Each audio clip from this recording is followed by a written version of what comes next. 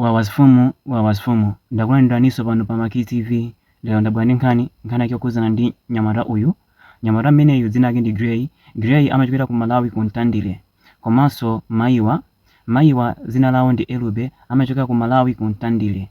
Anthu onsewa amakhala ku South Africa komwe uko ku Cape Town. Ndabwera ndi nkhani yake yokhudzana ndi anthu amenewa. Omwe ndi mmene zilili. Gray anali ku Cape Town, Elube anali ku Malawi.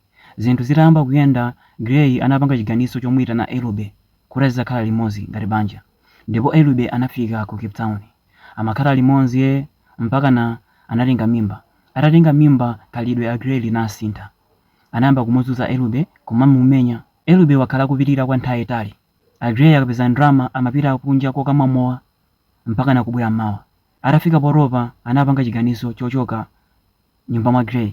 Ndipo anachoka anapita kwa nzake komwe uko ku Johannesburg. Nthawi imeneyi nkuti Elube ali ndi mwana wang'ono. Anzake aja anamulandira Elube ndipo amakhala naye limodzi mpaka na mwana uja anakulako mpaka anampezera ntchito Elube. Elube anayamba kugwira ntchito, anayiwalanso za Gray. Anasintha namba yake, amapanga zake zayekha. Kenako Gray anayamba kufufuza namba ya Elube mpaka anayipeza. Atayipeza anamuimbira phone Elube.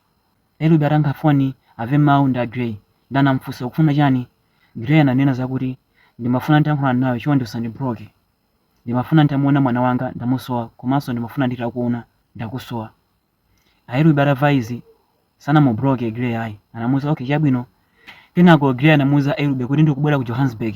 Chonde uzabwere kumene ndizafikire. Elube sanakane okay chabwino. Gray atafika mu Johannesburg anamuimbira Elube. Elube ndithu anapita pamodzi ndi mwana wake. Atafika kumene kuchako amacheza, analibenso zifukwa onsewo, amacheza ngati banja, ngati pachiyambi.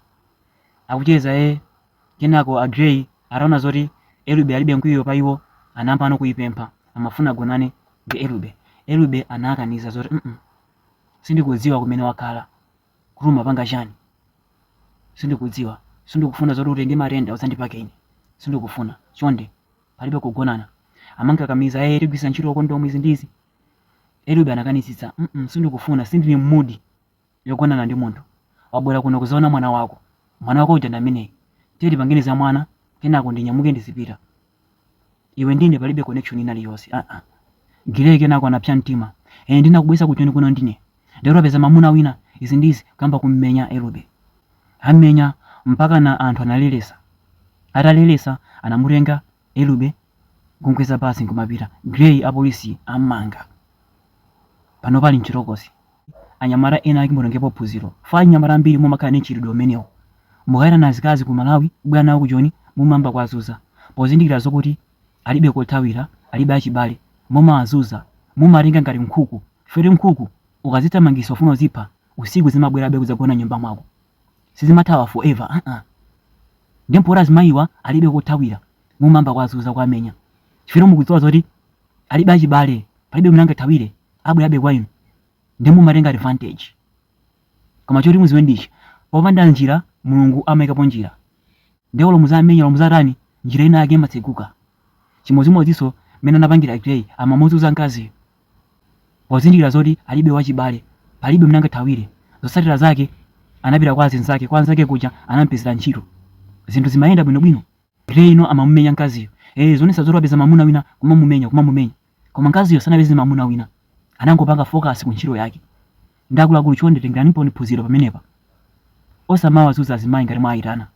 Ngati mkazi simumufuna, chonde muuzeni. Uziwa chani? Ewe ndine, I think sili kumvana apa. Kuli bwino tingosiyana mumtendere. Azakuvetsetsani. Kusiyana kuti muzamenya ndi cholinga choti athawe muli ndi chibwezi pena pake. Chibwezi chija muchibweretse nyumbamo. Akathawa muja. Ndi chibwezi chija ikakumudisani, muzipitanso kwa azikazi aja. Akuluakulu lekani khalidwe limeneli. Lekani. Wina alisali nzira lako. Si bwino kumakumudisa anzanu. Chifukwa alibe kothawira. Chifukwa alibe pogwira. Ndi kumalinga ngati zisiru, kumalinga ngati nkhuku. Choti muziwe ndichi, Mulungu amayika njira popanda njira. Ndakuluakulu lekani khalidwe lonyasali.